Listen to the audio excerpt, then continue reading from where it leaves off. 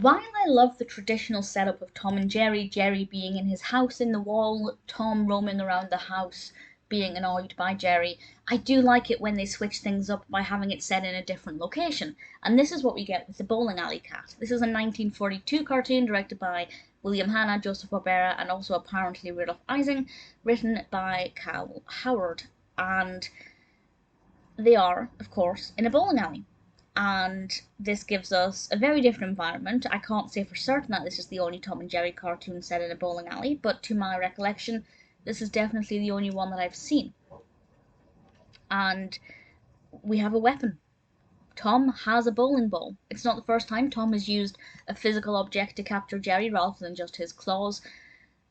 Needless to say, Jerry didn't need to be among the bowling pins. He didn't need to kind of set himself up that way and make him an easy target, but he did. And it's kind of a double game here. Will Tom knock down the pins? Will Tom knock down Jerry? And Jerry interacts with other elements in the bowling alley, and Tom gets increasingly agitated and gets increasingly frustrated at Jerry. And obviously, the aim of the game is, will Tom capture Jerry? Needless to say, I'm not going to explain what happens in too much detail. I don't want to say any more about the narrative as it's only 8 minutes in length. With regards to the style of the animation, I really liked it. Tom and Jerry themselves, brilliant usual animation quality. Really impressed with the bowling balls, with how they made them look particularly shiny. The bowling balls were all black.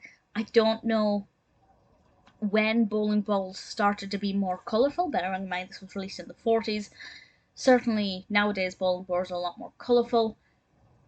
If bowling balls were colourful in the 40s, I wish they'd made them colourful in this cartoon. But I don't know the history of the bowling ball. Maybe it was just the case that back in the day they were always black, no questions asked. So it's not so bad, but if there was scope for it to be a bit more colourful, they could have done a bit more with it. I liked the use of Tom's tail.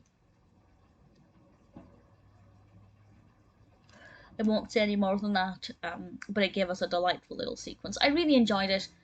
The Bowling Alley Cat is a fresh take on the classic setup, having us set in a different environment in a bowling alley. Tom and Jerry were both brilliant, beautifully animated, no complaints at all. Definitely recommend Bowling Alley Cat.